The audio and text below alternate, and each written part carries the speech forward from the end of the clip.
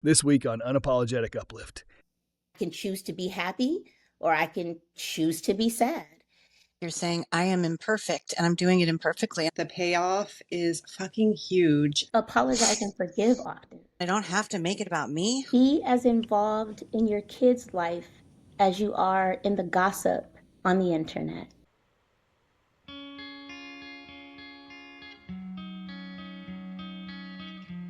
Get ready to rise above the noise and unlock your true potential. Welcome to Unapologetic Uplift, the podcast that's all about keeping it real and helping you live your best life. Buckle up. Get ready to learn, grow, and evolve with us on Unapologetic Uplift. New episodes released weekly.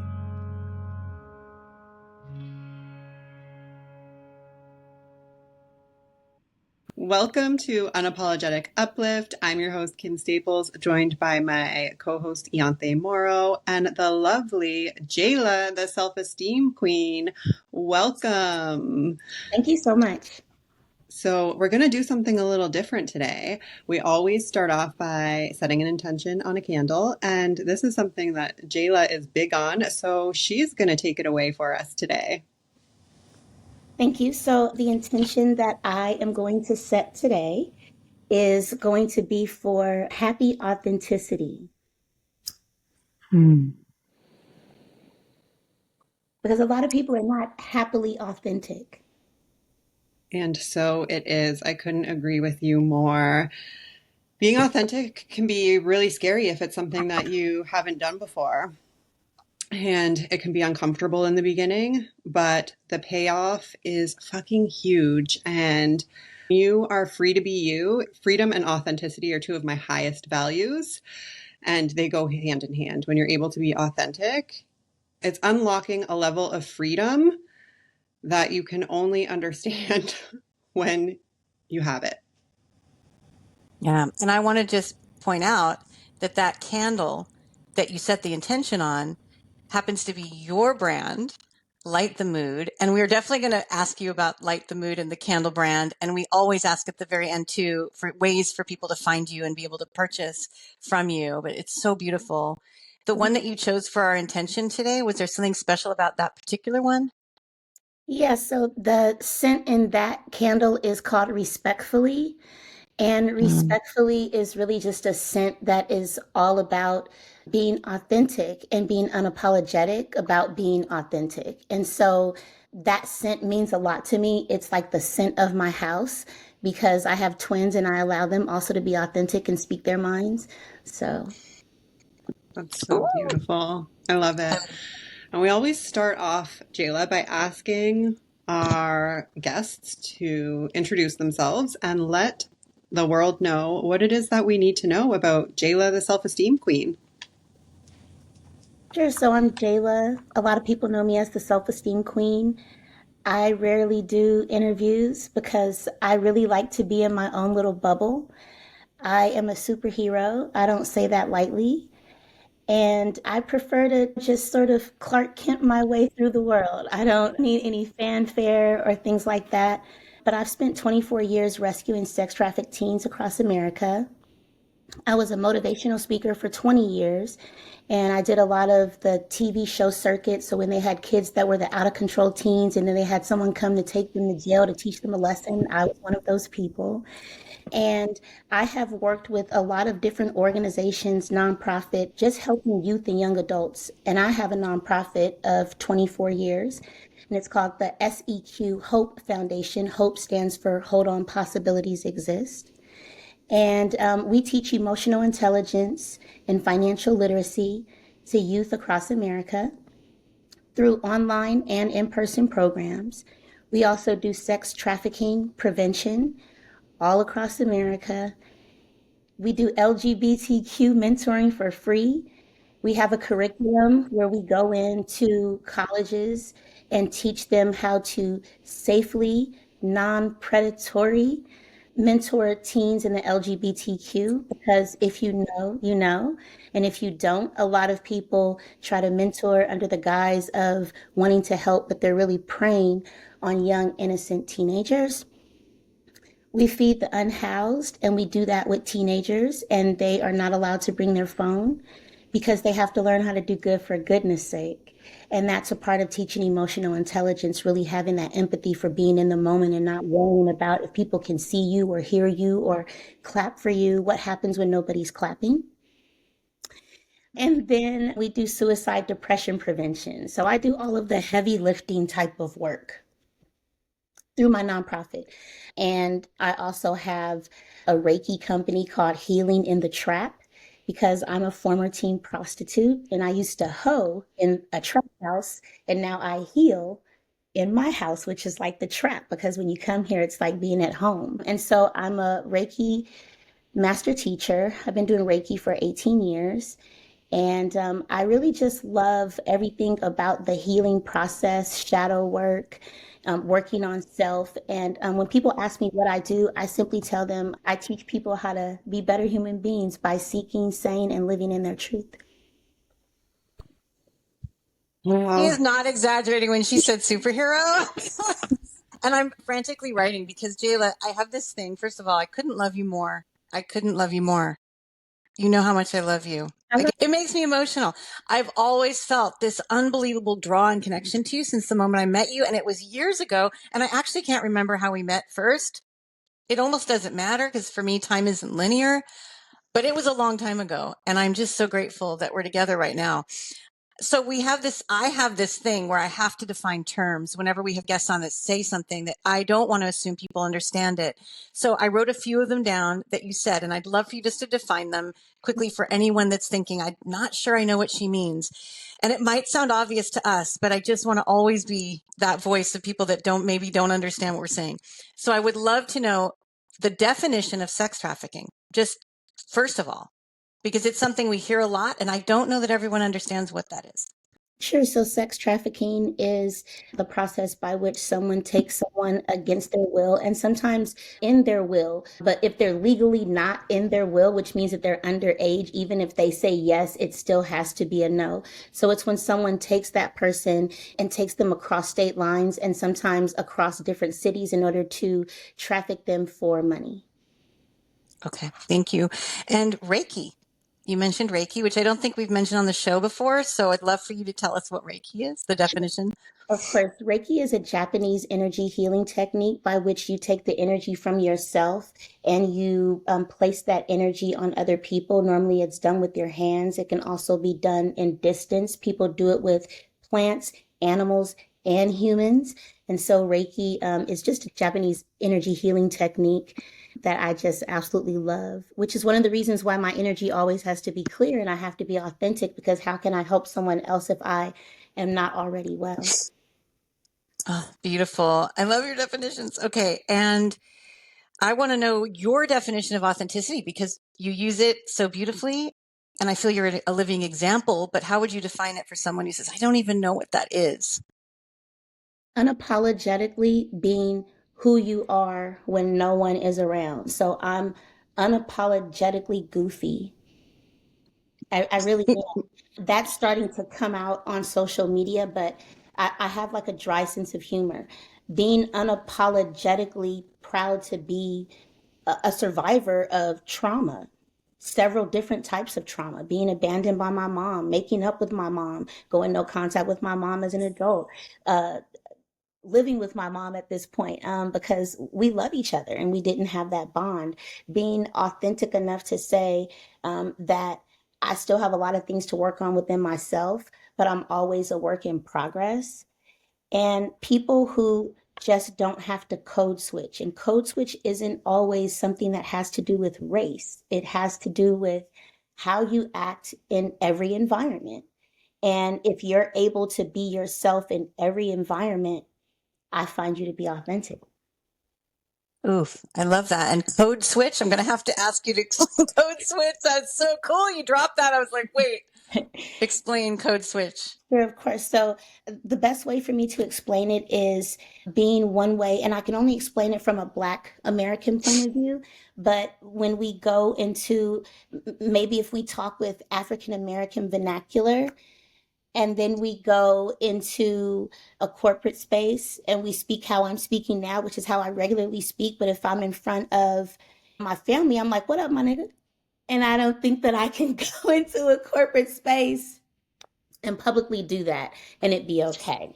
And so, just being able to not code switch. I mean, I have been in corporate spaces and I have said, what up, my nigga? And it hasn't been a problem because people have gotten to know me and they know my personality, and it's not negative. I don't just say it to Black people because the word nigga is not a negative word to me. And the original definition of nigger is an ignorant person, and I'm very intelligent. And so I don't see it as a negative for me. See how I turn that around? See, we live in a world where we don't turn things around.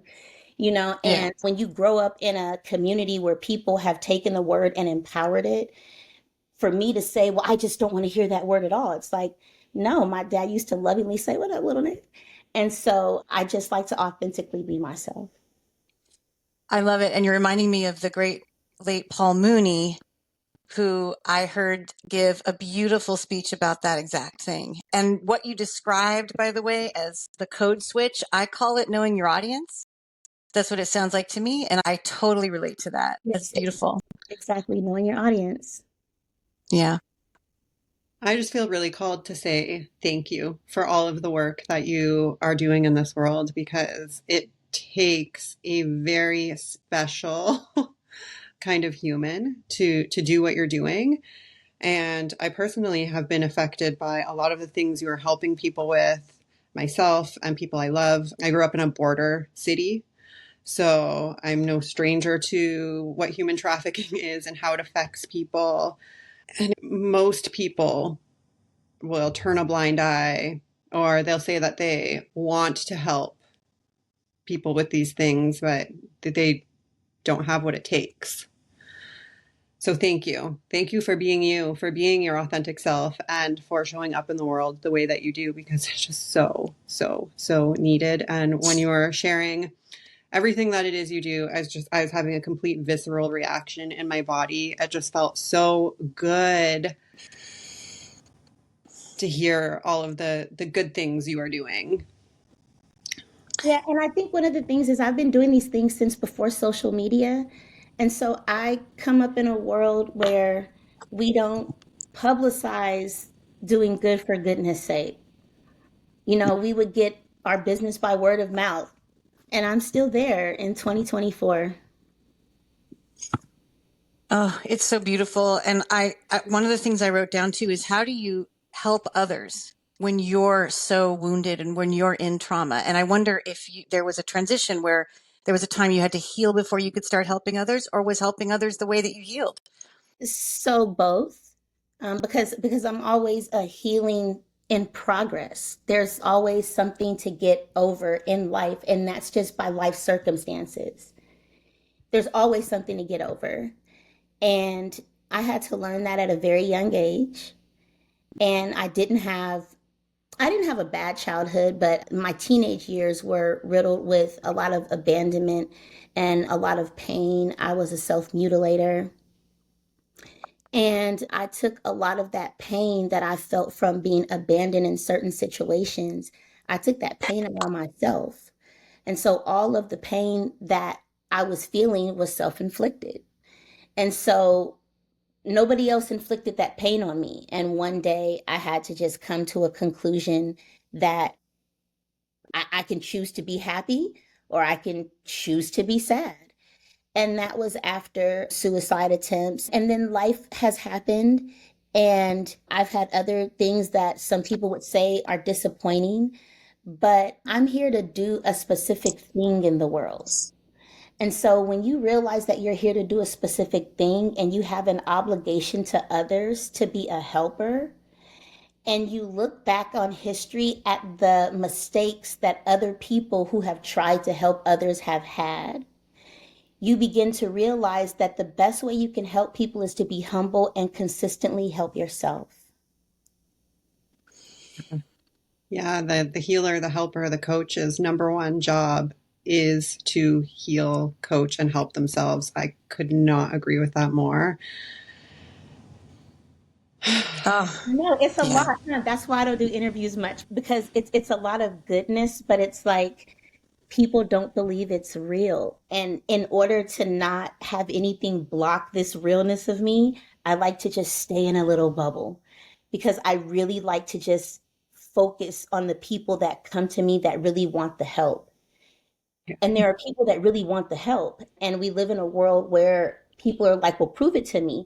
And I'm like, no, because I was doing this before social media and I didn't have to prove anything to anybody. So I don't have to prove anything in order for you to get the help that you need. You have to want that help. And so that, Ianthe, may be one thing. I had to want to help myself. I had to want to admit that I have to be a consistent improvement of myself.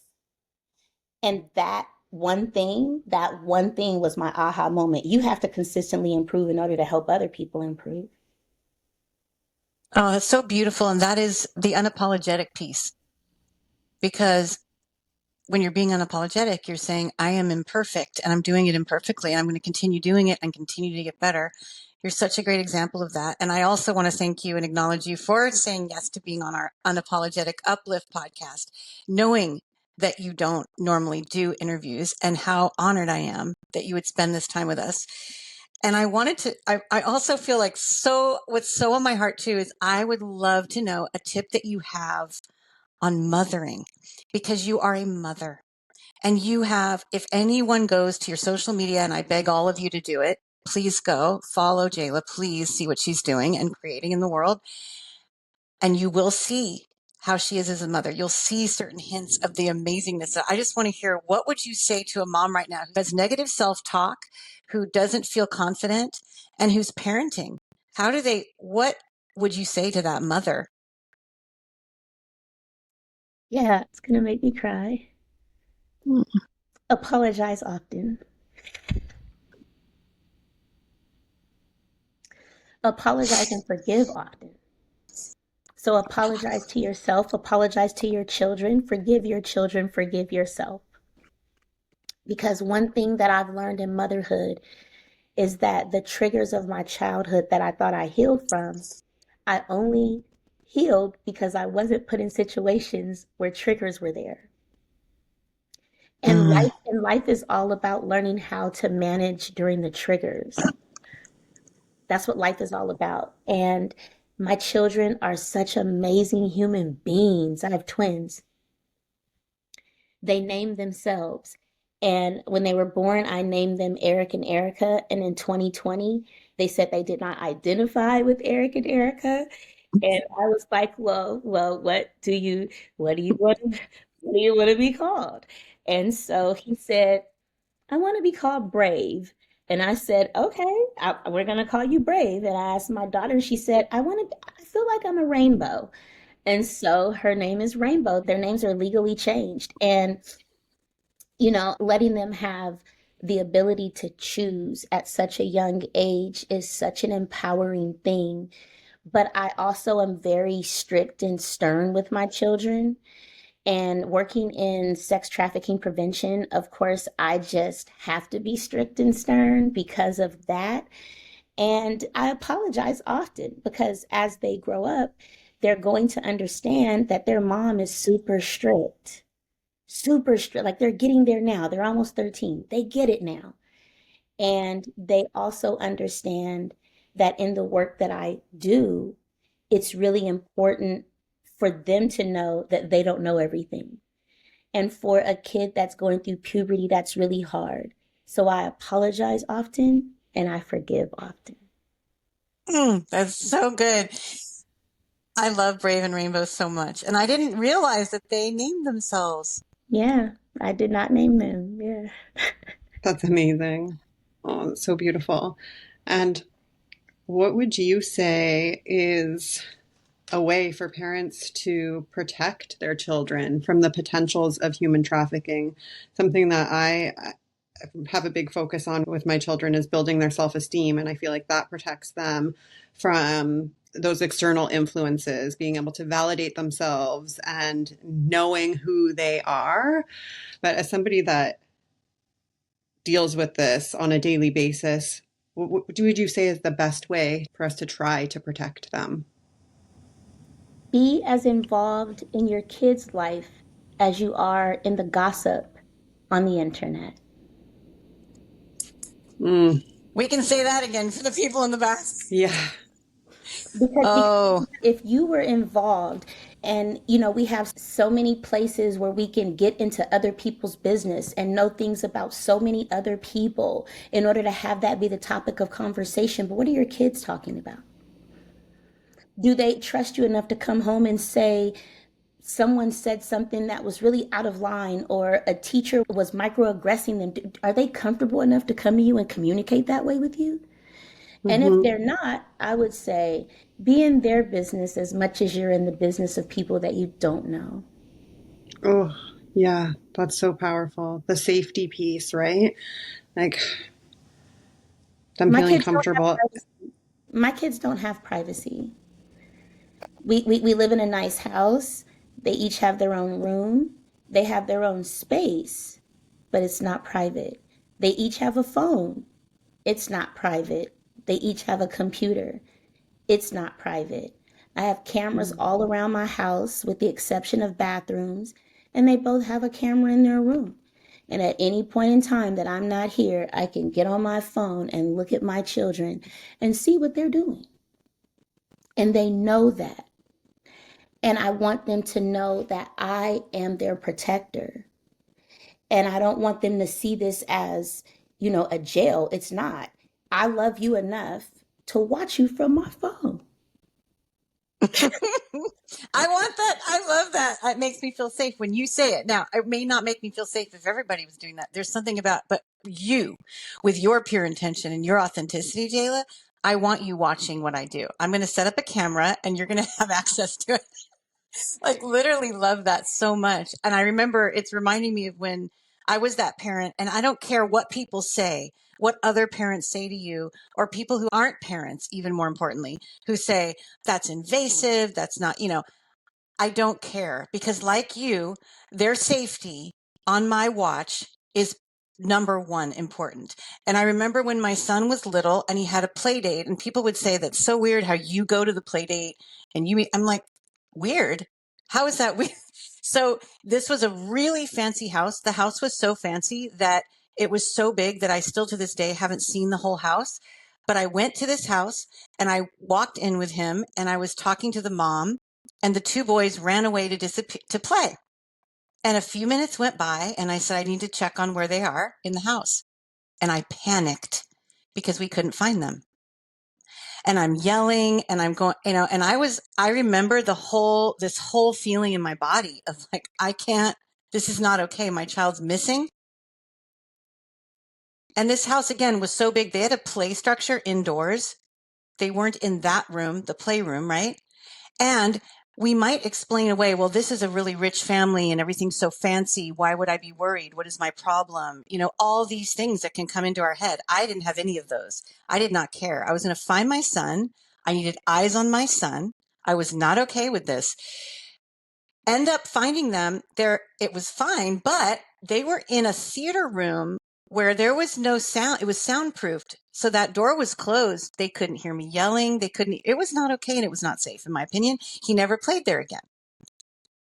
So I know what you mean. And I'm just saying this to any of you that have, the reason I mentioned that story is that sometimes, I don't know if you both do this, but I will watch myself sometimes on the outside. Like I float out and I go, wow, if I was watching this scene, I'd say she seems crazy, or people are going to say that about her, or yeah. And I do that a lot. I know that there are many listening who would say it feels wrong to be watching our kids that much and that involved. And I just want to say, I so acknowledge it. And I too have incredible grown up human being children who I trust and who trust themselves and who are great friends in their community, and they are giving and they have their inner guidance is intact.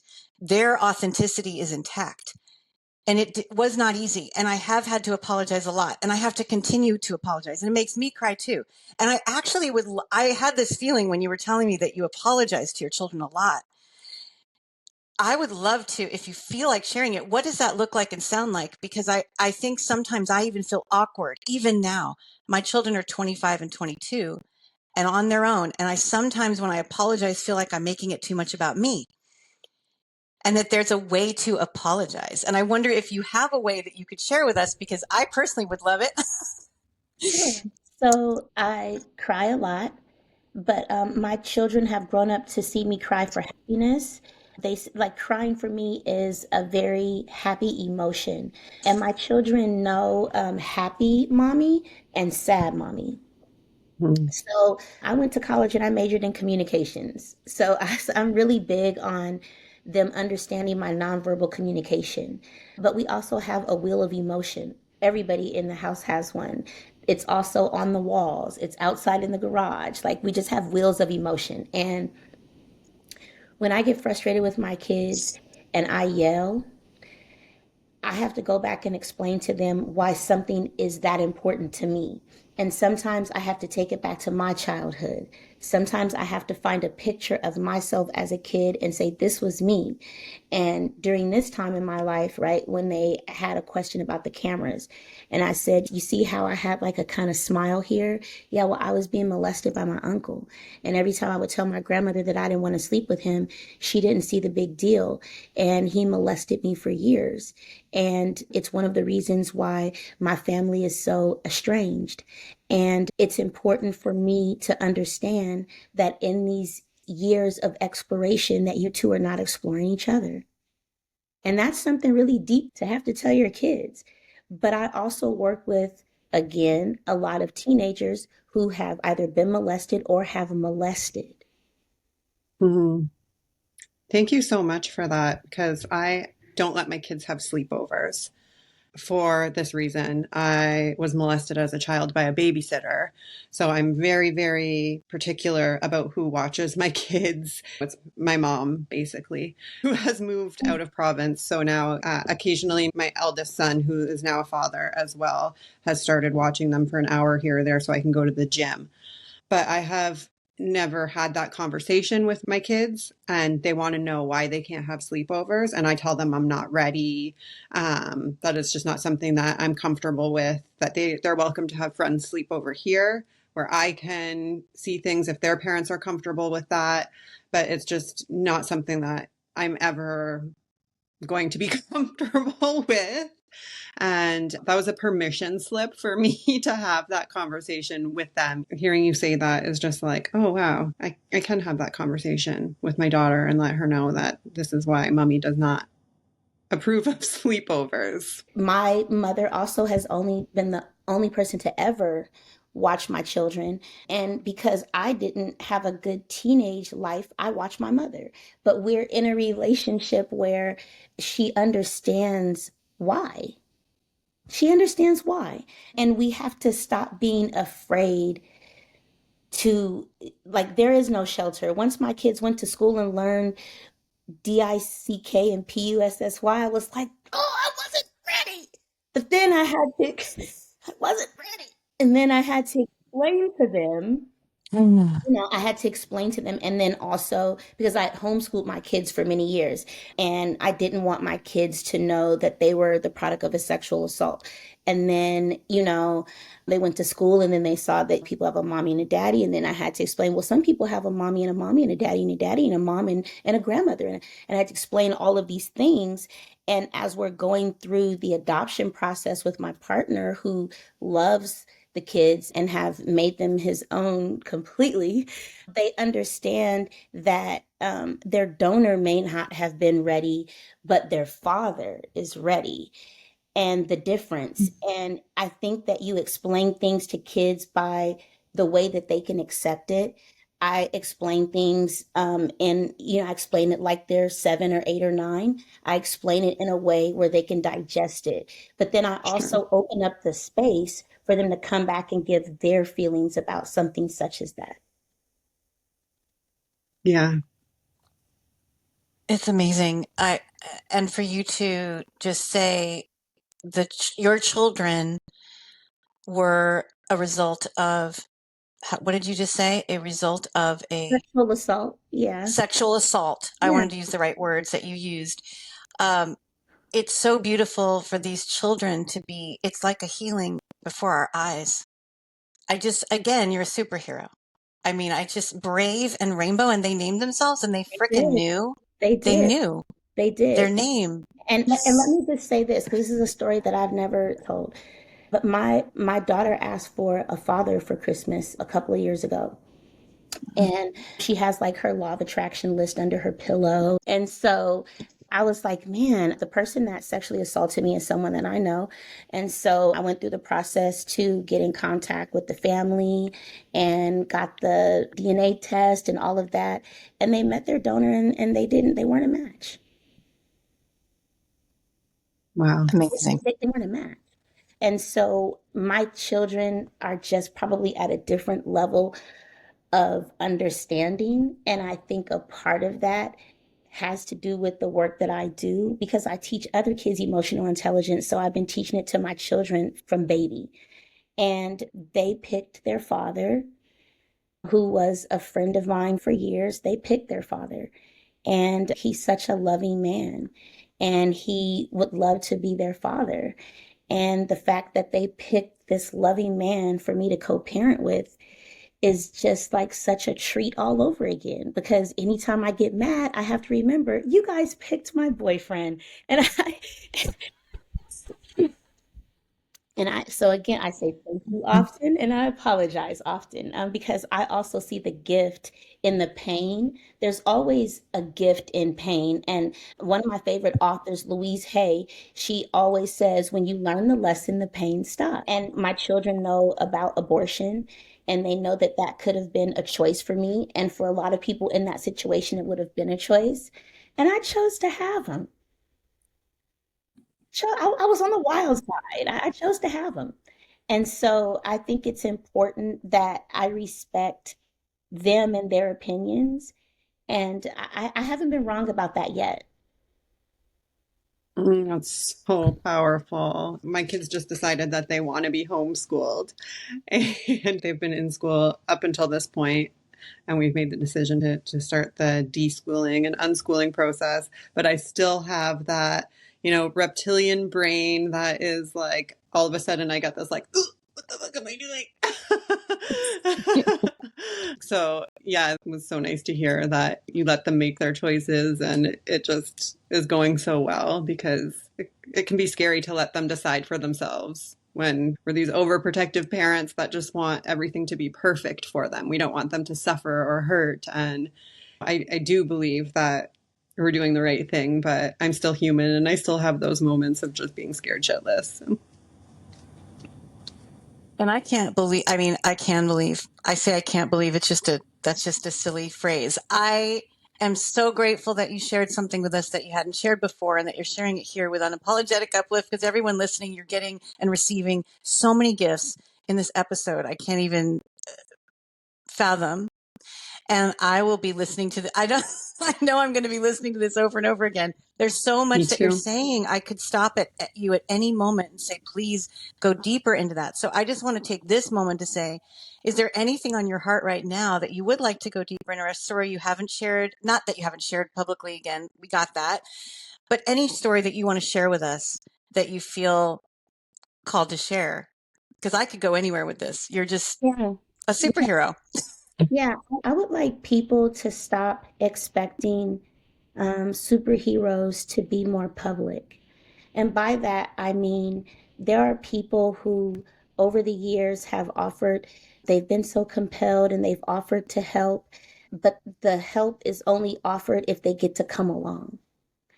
And I've had a whole movie made about me that anybody can go see called Skin in the Game. It's a true story about me having to rescue my friend's daughter.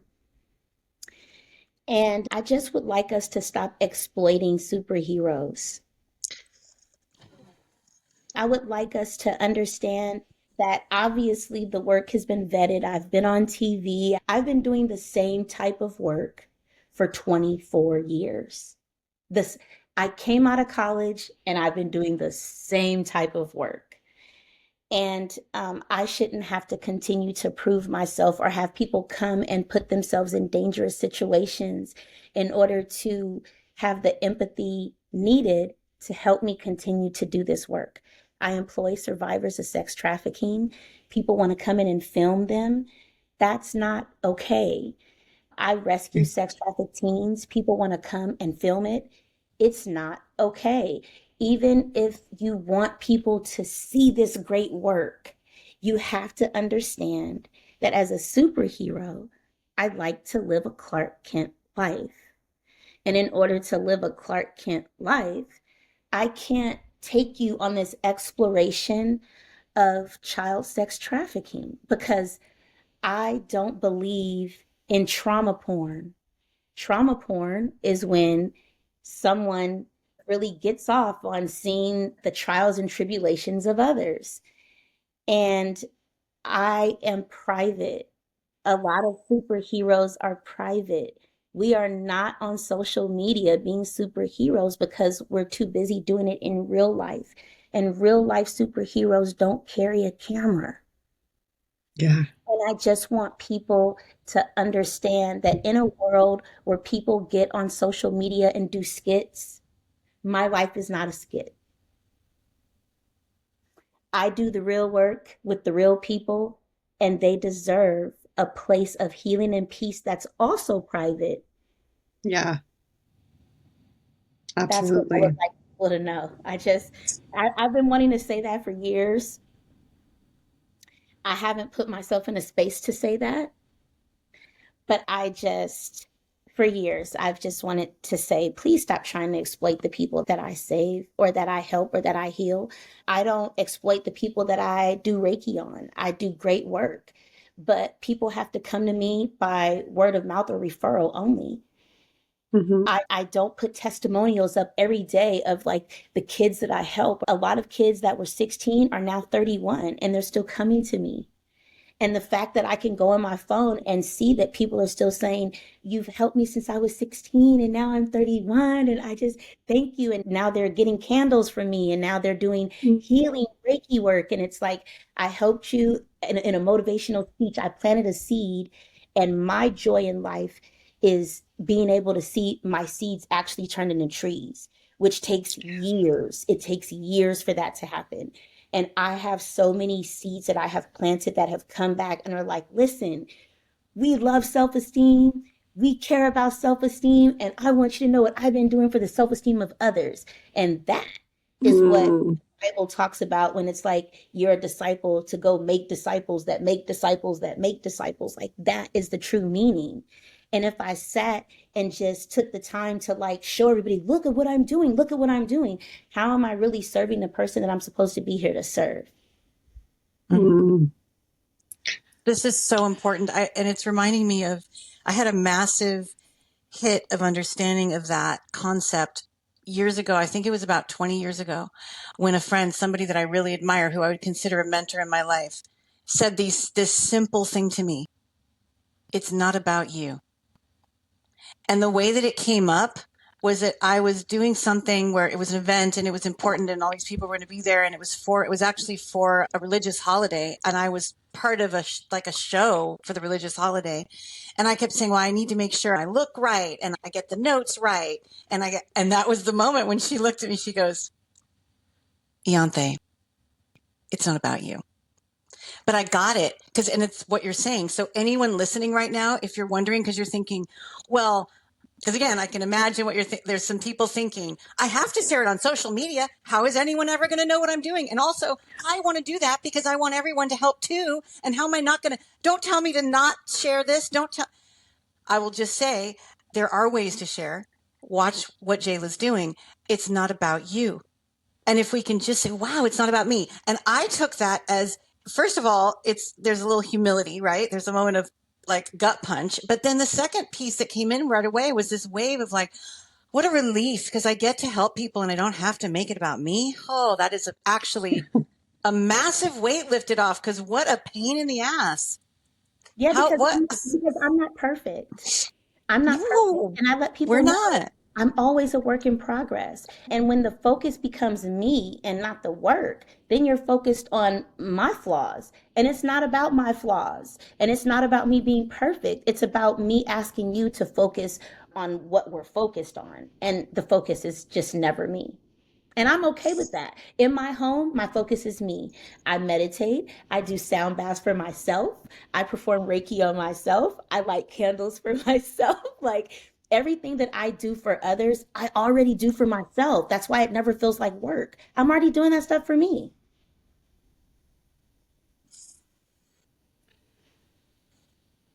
How do people find you that need your help? Yeah, so, you know, Jayla the Self-Esteem Queen. I mean, I have lots of websites and stuff like that, but Self-Esteem Queen is pretty much the base. I am known as Jayla the Self-Esteem Queen. I like people to say the whole thing because I feel like I worked for it. And I just want to tell one more story. So I had this amazing coach back in the day. His name was James Malinchek. And I also had another coach, Allie Brown. And they really were focused on the fact that you don't have to be the best. You just have to be the best that somebody knows about. And that has stuck with me my whole career. I'm not trying to be the most popular. I'm only trying to be popular for people that really like self esteem, people that like a little humor, so self esteem queen, Jayla, the self esteem queen, that's how people can find me. I'm not that difficult to find. And I know you trademarked that, and I know there is a little story behind that, and it took you a while, but we are going to use Jayla, the self-esteem queen, TM. So you earned it. You worked for Right. Yeah. I did. And we have one question we always ask at the end too, which is, and I don't want to end, and I just want to hang out with you forever. And I have to say this came to me when you were talking earlier. I had this feeling like you're one of those rare people that comes along in my life. And Kim, you are too. So I'm going to maybe cry because I also cry when things are beautiful. Like you said, Jayla, you're one of those rare people, both of you, that I feel like nothing bad can happen to me when I'm in your presence. You really have. I received that because you're right. You're right. I mean, because I protect people as much as I protect myself. Like I'm really big on boundaries. And so when people are around me, I don't allow their boundaries to be pushed in as much as I don't allow my own. And I love on people as much as I love on myself. And that's something that people need to know. I'm successful because I love on myself often. Mm. Yeah, thank you for sharing that. That is something that people need to know. Yeah. And the last question we always ask is what is one thing you can pick it, because I'm sure there are many, that you will never apologize for? I will never apologize for dressing up as Jayla Wonka, which is because I love Gene Wilder. I love the movie Willy Wonka and the Chocolate Factory, the original. I've never seen a remake. The And original. yeah, Yes. and Gene Wilder, I dress up as Jayla Wonka all the time. I mean, I pick my kids from school up in this outfit. I will never apologize for having fun with my life. And I like dressing up as Jayla Wonka. I'll go to Walmart as Jayla Wonka. I don't do it for attention. I do it because the kid in me likes to just play. And sometimes I want to dress as Willy Wonka. And I feel like I used to be Charlie Bucket. And if you haven't seen the movie, you should definitely see it. But I used to be Charlie Bucket. And now I am Willy Wonka for people, Jayla Wonka, if you will. And so I'll never apologize for dressing up as a character because I feel that way. Like I feel like I change lives and I just like, yeah. That's so cool. I love it. I want to see Jayla Wonka for sure. You can see Jayla Wonka on her social media. Oh, I've I'm gonna seen go look Jayla in for Wonka. sure. I'm gonna tag you in a post because it's the silliest thing, but also it's the funniest thing. And my kids filmed me outside, and it was just like, don't worry about what other people think is the bigger picture that I'm Yeah. teaching children. Don't worry about like if like my son went to school in a tuxedo one day. Don't worry about what people think. If that's what you want to wear, wear that. Wear that because you have to be yourself all the time. My daughter started a thing at school called Tutu Wednesdays, where she would wear giant tutus, and I'd go to thrift stores and find her all the giant tutus. And then we had a big deal because I found her a Betsy Johnson tutu, and it was massive. And for those of you that know Betsy Johnson, probably you would be a Gen X person because she was a designer known in the 80s, but she's still around.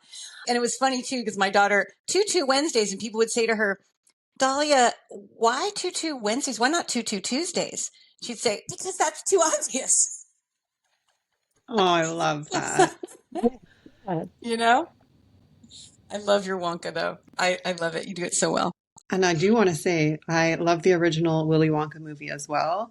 And you might want to consider seeing the most recent one that was just released earlier this year, late last year. I took my kids to see it in the theater, and it's about Willy Wonka's entrepreneurial journey. So it's not like a remake of the original. It tells his story and the trials and tribulations that he had to go through to create the factory. And my kids I'm and so I happy you just cried. told me that. I am so happy you just told me that. That's the one with, is his name Timothy Chalamet? I think that's his name. Yeah, I'm terrible I'm with so names. happy you told me that because I would love to see that part of because I'm just such a fan of Willy Wonka. Just I'm such a fan of his quirkiness and thank you for that. I will go watch it. Yeah, let Me me know too. what I you haven't. think. We really enjoyed it. My kids actually said it's their favorite Willy Wonka movie. They've seen them all. So. Oh. Well, this was so amazing. As everyone can tell, we're just elevated and authentic and unapologetic. And you're so beautiful to be in the energy of. And thank you so much, Jayla, the self-esteem queen, for Thank being you. on Unapologetic Uplift to give us this time with you. Thank you Yeah, guys thank so you so much. much. Yeah, it's been sweet. We will definitely share your Instagram handle in the show notes, Jayla the Self-Esteem Queen, for anybody and everybody that wants to follow along. And thank you to our listeners. If you enjoyed this episode today, give us a 5-star review, subscribe, and share with a friend. And one more thing, do not leave yet. You need to check out the candles that Jayla, we started with the candle, right? Oh, And yeah. it's light the mood, and everyone knows I do candles, right? This candle brand, Light the Mood, is so exceptional, and I want you to check it out, and I want you to buy from her. And right now there's, I don't know when you're going to watch this episode, but there might still be a sale going on or not, but it's worth it no matter what. Buy it at full price, buy 5 of them, send them to your friends. And she has something very unusual and special that she does too. I hope I explained this right. Correct me if I'm wrong, but she has intention candles and they last for 7 days for a reason. It's an energy candle for specific reasons and she has specific ones, but she offers something I have never seen before. And that is that you can purchase this candle to not have the candle shipped to you. You purchase this candle to have Jayla set that intention for you, and she burns it with your intention in her space, her glorious, protected space for you. Wow. For free. Wow. And you get a video after the burn is over because I don't believe in upsells. I just don't. And I believe that everybody has a right to get healing or manifestation in any way that they can at any price point that they can afford. Wow. Another way of giving back in such a beautiful, beautiful way. I am going to have to get one of those candles for myself, and everybody else should too. Yes, light the mood. Jayla, the self-esteem queen. Thank you. Thank you. It's a wrap. We're officially done. Thanks for joining us on Unapologetic Uplift. If you enjoyed today's episode, please share the love and tell a friend about us, and give us a review. Please don't miss a thing. Subscribe to this podcast and explore our sponsors, Objects with Purpose, Eco Luxury Candles, and Divine Activation membership. Objects with Purpose is more than an eco-luxury candle brand. They are time travel devices in the form of a candle. Light the 3 wicks representing past, present, and future with the validation that you are exactly where you need to be. And if you're ready to raise your level of consciousness and step into your unapologetic, unfiltered, and unbothered era, join the Divine Activation membership at cuttingties.coach/queen. With 3 tiers to choose from, you'll find the perfect fit to support your transformation. Thank you for your listening and love. We'll see you next Wednesday on Unapologetic Uplift.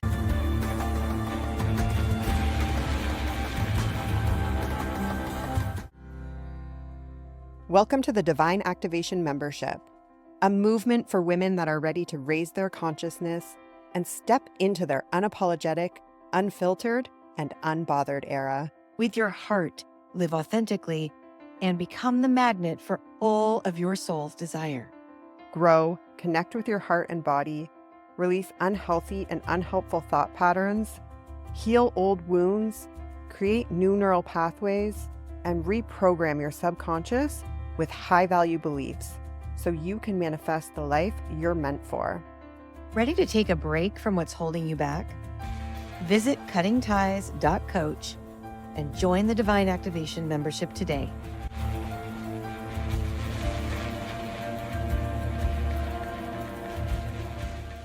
Hey, Unapologetic Souls. I'm Ianthe Mauro, founder of Objects with Purpose, candles that touch the soul and the body.